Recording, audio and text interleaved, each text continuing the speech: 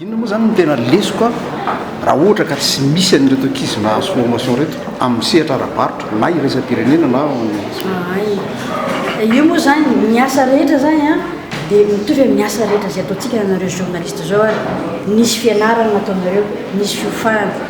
tsy manandrakandra anao manao zavatra tsy hoe akory hoe manambola ianao dia hoe andeha hanondrana fa misy sambo le tamatavy dia alefako any misy pitsopitsony fahaiza-manao daholo izy io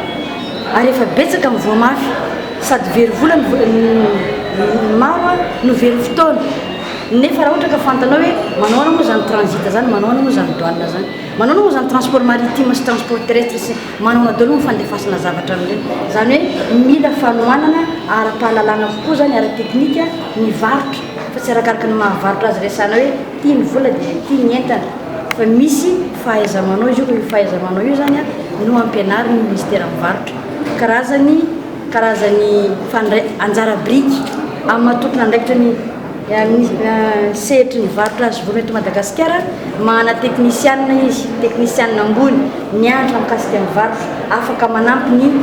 sehatra tsy miankina zany natonga an'io Institut national du commerce io voalohany eto Madagasikara amin'ny fanjakana io nosokafana toka